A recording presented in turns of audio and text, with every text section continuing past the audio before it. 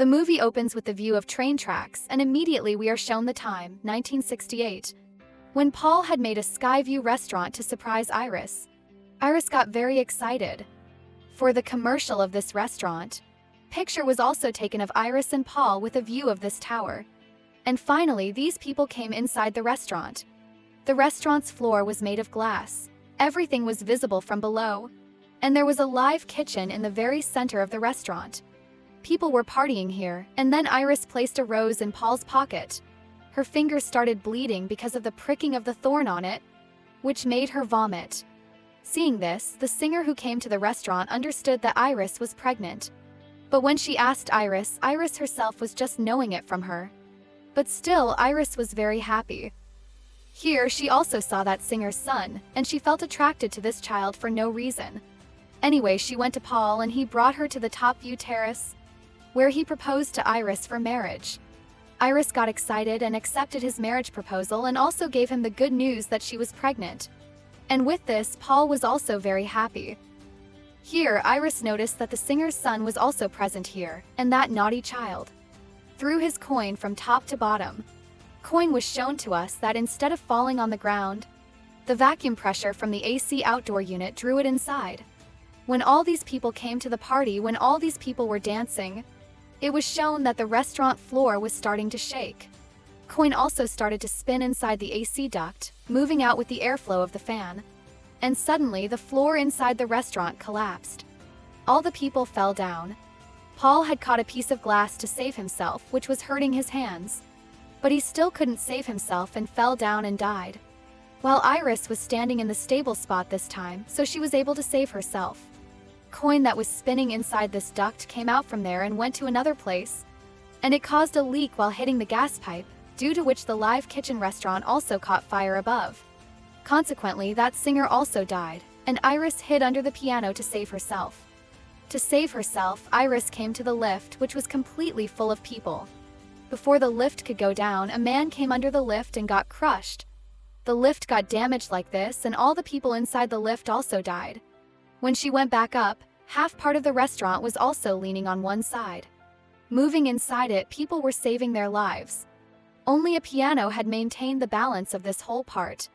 That coin that was spinning in the duct came and fell on this piano. The balance was lost, and this part of the restaurant also fell down, and the people present in it also died. Iris was also shown the son of that singer, whom she caught. She wanted to take him, saving his life. But the ground below him also cracked. To save herself, she put the ring in the middle of two iron rods, but then her hand was wounded, and the ring took off. And like this, Iris and that child also fell down and died. And here, a girl suddenly screamed, and we knew that what we saw was the hallucinations of a girl named Stephanie. She was sitting in her class at this time, and because of her screaming, her class got disturbed. When her professor asked her about this, Stephanie told her that she kept getting such hallucinations and scary visions. Even at night, she woke up screaming after seeing this scary dream. And then her roommate advised her that she should go and talk to her family about this. She came to her house, met her dad, met her good brother, with whom she had a very good bonding, and they both went to their uncle's house, who was their mother's brother. They had a lot of attachment with their cousins. Everyone was enjoying here when Iris asked her uncle about her grandmother Iris. That is, Iris, whom we saw in Stephanie's visions, was her grandmother. Her uncle got angry at Stephanie after hearing her mother's name and told her that her grandmother had died for them. She had gone mad. She left them and started living on an island, after which she never came to meet them. Because of this, her mother's mental condition also deteriorated, and she also left them. Her uncle left after saying all this to her, but her aunt helped her and gave her the letters sent by Iris, her address, and some things of Iris. Among these things, there was also that photo that Paul and Iris had taken in front of the Skyview restaurant. Seeing this, Stephanie was very shocked. This picture, this restaurant, all this came in her vision. Now, to meet Iris, Stephanie went to that deserted island, where there was a house, but the condition of this house was poor. In her security camera, Stephanie introduced herself, so Iris called her inside the house. Iris was also very excited to see Stephanie. She asked Stephanie about her mother, so Stephanie told her that their mother had left them in childhood. Here, Stephanie told Iris the main thing, that she had visualized her and Grandpa in front of the Skyview restaurant, and that restaurant was being destroyed. They all were dying. She had this nightmare, this vision every day and night. Here, Iris told her that the visions that she had, she also used to see all these visions. And because of those visions, she was able to save everyone in that major accident that happened that day. That day, she had taken that coin from that child's hand, because of which the whole incident had happened. And then the floor of the restaurant that was broken, she already knew that. That's why she went and announced in the microphone that the floor was going to collapse. Because of this, people left there earlier, and in this way, many people were saved from death. Stephanie asked surprisingly, "Did you save everyone's life that day?" So Iris said, "Yes, that day I saved everyone's life by deceiving death." But death continued to chase those people. Death started playing games with those people who were saved in that incident. Death started looking for those people and killing them. Not only those people, but even if they had children, death was killing them too. And if some of the people present there were saved from death, and whose children were born after that incident, death started killing them too. Because if those people had died in this incident, their children would not have been born. Death was killing people one after the other. When it was killing the people of that incident, then I realized these facts. Death also took Paul into the disease of cancer and killed him. And then I realized that next time it is mine. To deceive death, I came here and hid. If I die, then death will kill your mother, her brother, her children, and even you and your brother. But as long as I am alive, nothing will happen to you all." Stephanie asked, "So why am I getting these visions?" So Iris said, "Because now death is behind us." Hearing this, Stephanie was very scared. Then Iris gave her a book in which the details of survivors of that incident were present, as how they died later. Their stories were written, and also the ways by which death can be deceived. Stephanie found these things nonsense. She did not take this book, and she said to Iris that she would come to meet her again. Saying this, she went out. Iris, who had not come out of this cabin for years, decided to come in front of death to save her children, and came out and gave that book to Stephanie. She said that death would come after her now, and to save herself from it, she would have to use this book. Stephanie did not believe her words, so Iris said, "Now see my death." Here we saw that gas leaked from one place. One thing was disrupted by the gas leak, then the other. Similarly, as a series of connections, something came into Iris's face and stabbed her from behind, and Iris died there. Now Stephanie began to believe Iris's words. 2 days later, Iris's funeral was held, at which Stephanie's mother also came.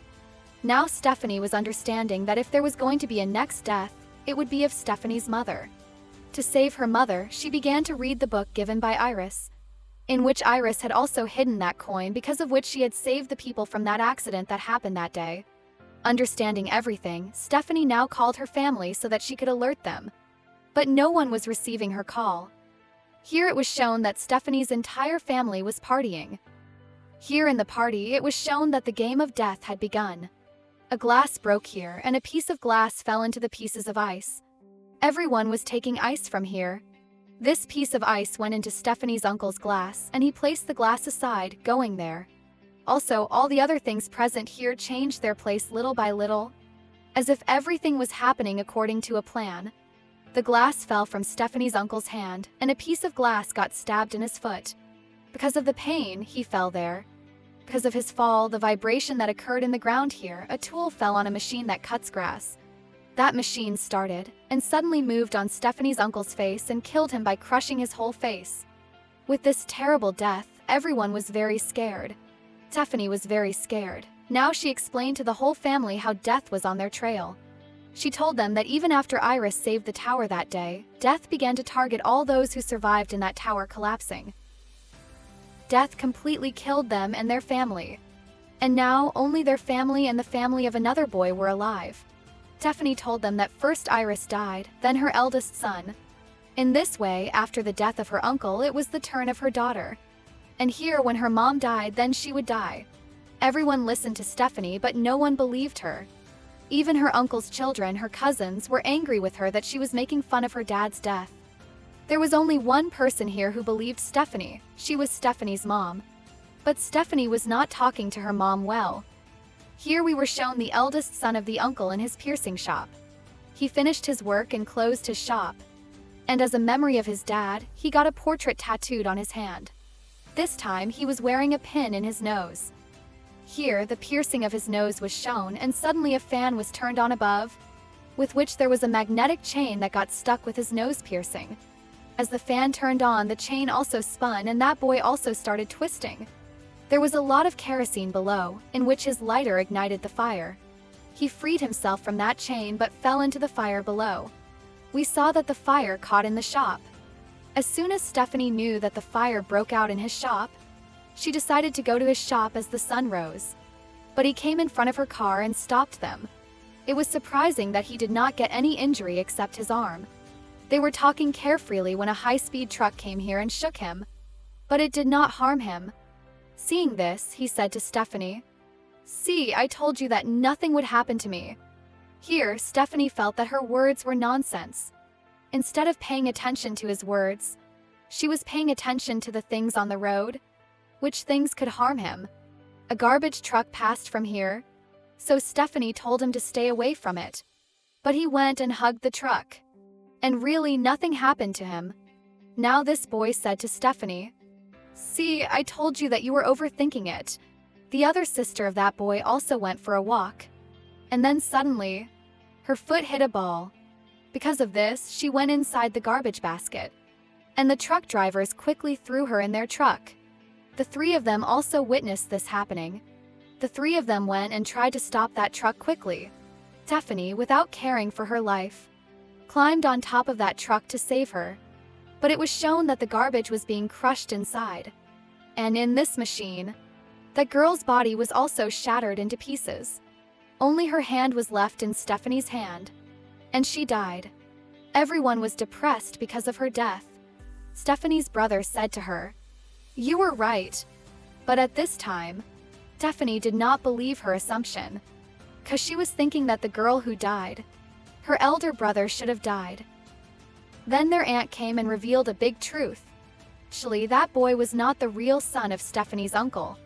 Because of this, he did not die, but his sister died, who was the elder daughter of her uncle. And listening to this, Stephanie was shocked. Everyone was with Stephanie now because everyone had started believing her. The girl who died. Her younger brother said to Stephanie, "It means it is my turn now. Stephanie, I don't want to die. Will you help me?" Stephanie said, "I want to save, but I don't know what's going to happen next." Then her brother said to her, "Look, you had already figured out what was going to happen. You will understand. Just observe your surroundings." Stephanie remembered that Iris told her about a boy who had survived that day. He was still working in a hospital today. He was alive and he had also tricked death. He knew how to trick death. So these people decided to go to him. When all these people came here and called his name JD, he got surprised. He was only called Iris by this name.